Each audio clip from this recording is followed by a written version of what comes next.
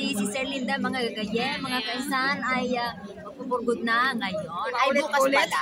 Paulit-ulit, pero okay lang, makikinig. Ang aming question ngayon, gayem, ay nakailang taon ka na rin dito sa overseas, lahat-lahat sa buong buhay mo? Ay, ko, nabayag mo ito na.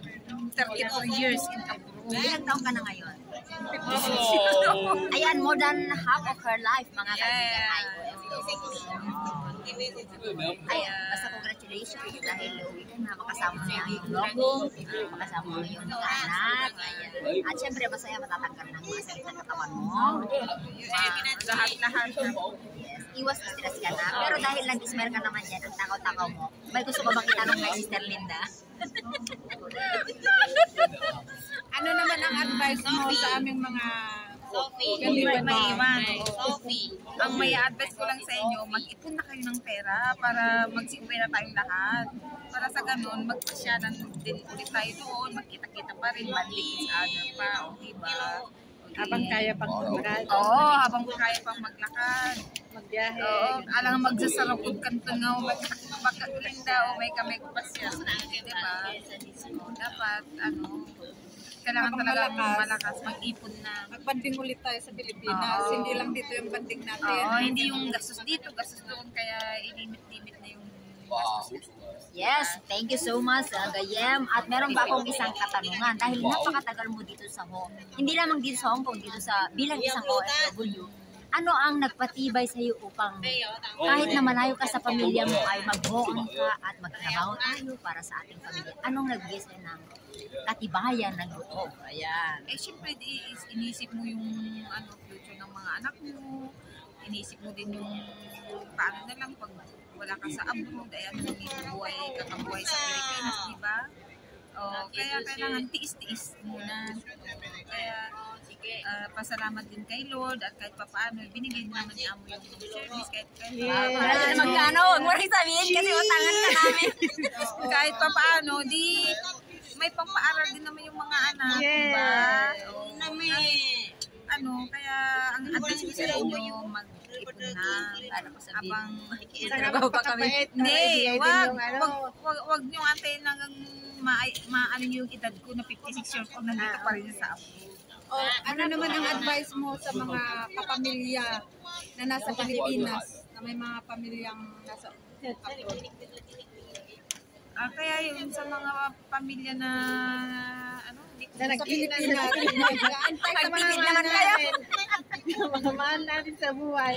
Ano advice mo sa kanila? advice ko sa kanila, wag silang hingi ng hingi. Wag silang gastos ng gastos. Di ba? Kasi apinikat mo na ibinigay mo. Nagpag-feedback lang. Wag hingi ng hingi. Tapos ano pa? Wag silang yung gastos ng gastos para makaipon yung mga nanditong OFW. Yes, tama. Para, kasi hindi naman forever tayo nandito at hindi forever na young. Hindi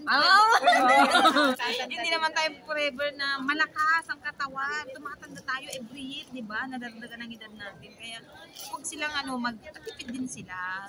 Dapat, di ba, dapat sila ang mag-ipon kasi pinapadala natin yung mga sahod natin. Wala Kasi ikaw yung pinapadala mo lahat. Hindi ko naman yung pinapadala. Sabi nila, mahal daw mga bilhin sa Pilipinas, mahal daw ang bigas, mahal daw ang mga pagkain. Kaya hindi naman daw sila makapagtipid.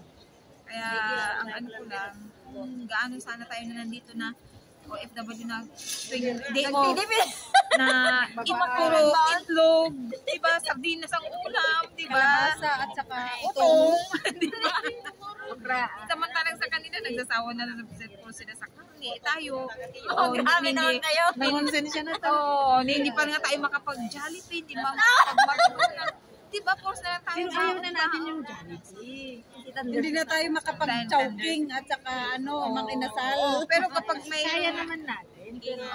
Kung may chowking siguro dito, mga inasal, baka yun lang tayo na yung inasal. Unlimited rice. Actually, kaya naman natin. Akala ko hindi iwasan mo yun. Actually, kaya naman natin. Ang iniisip lang natin nga is tayong nagtitipid. Oo, makaipon. Yun ang dapat balance. Magtipid tayo, magtipid din sila para saka pahalagahan yung mga pinapadala kasi hindi biro ang magiging OFW.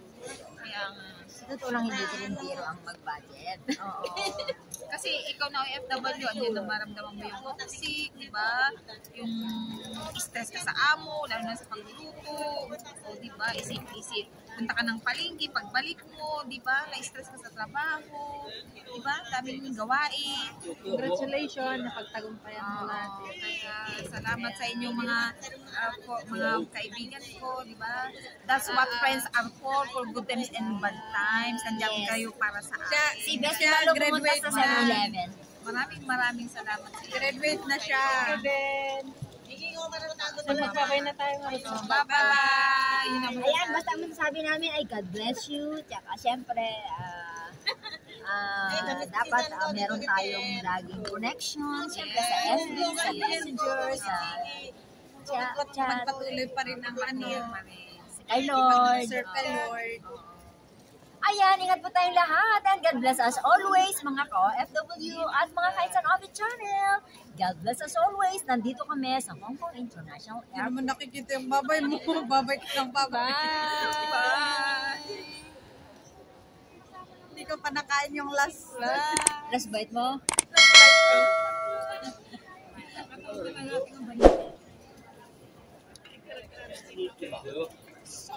Bye!